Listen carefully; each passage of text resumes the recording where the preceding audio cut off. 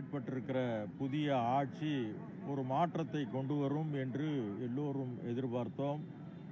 ஆனால் இன்றைக்கு இந்த ஒரு மாதத்தில் நடந்த நிகழ்வுகளையெல்லாம் பார்க்கும்போது மிகப்பெரிய ஏமாற்றம்தான் மிஞ்சுகிறது.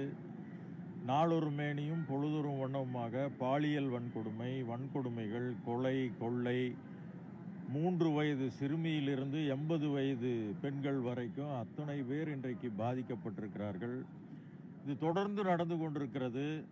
எங்களுக்கு 6 மாத கால அவகாசம் வேண்டும் என்று இவர்கள் சொல்கிறார்கள். அது நிர்வாகத்துக்காக 6 மாத கால அவகாசம் தரலாம். ஆனால் நாளொரு மேனியும் இன்னைக்கு கொலை, கொள்ளை, கற்பழிப்பு என்கிற இந்த விஷயம் நடந்து கொண்டிருக்கிறதை, சட்ட ஒழுங்கு பிரச்சனையை இதற்கு எப்படி நாம் அவகாசம் தர முடியும்? இதை தடுத்து நிறுத்த வேண்டியது புதிய அரசினுடைய மிக முக்கியமான வேலையாகும். அதை விட்டுவிட்டு அவர்கள் மற்ற வேலைகளை எல்லாம் பார்த்து கொண்டிருக்கிறார்கள். எல்லோரும் ஒரு பயிற்சி எடுத்து கொண்டிருக்கிறார்கள். அவர்களுக்கு நிர்வாகம், ஆட்சி அல்லது எப்படி பேச வேண்டும் என்பதெல்லாம் இன்றைக்கு அவர்கள் பயிற்சி எடுத்து கொண்டிருக்கிறார்கள்.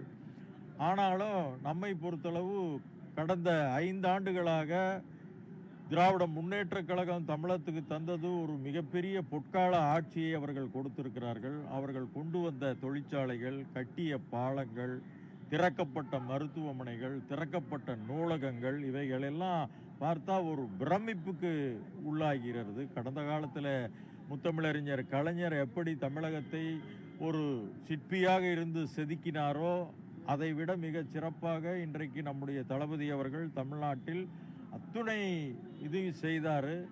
அதே போல் இலவச பயணத்தில், பேருந்து மகளிர் பயணத்தில் தொடங்கி மகளிர் உரிமை தொகையிலிருந்து, நான் முதல்வன் திட்டத்திலிருந்து எல்லா திட்டங்களும் இன்றைக்கு மக்களுக்கு மிகப்பெரிய வாய்ப்பை கொடுத்தன.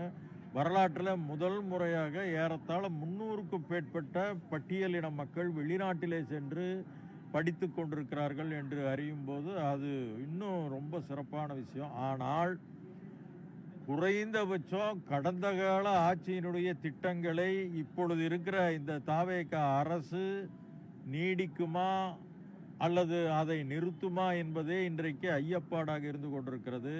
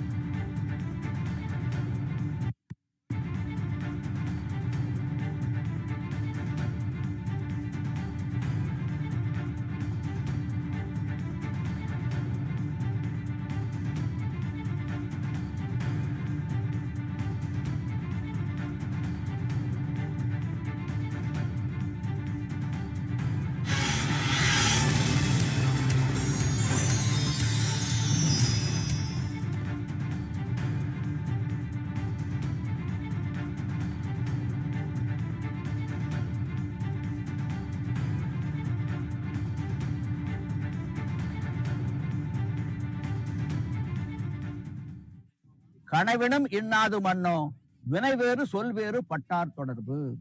சொல்லுவது ஒன்று, செய்வது வேறு. இப்படிப்பட்ட நபர்களுடைய உறவு கனவிலும் கூட வரக்கூடாது என வள்ளுவர் பதிவு செய்கின்றார். நீங்கள் சொல்லி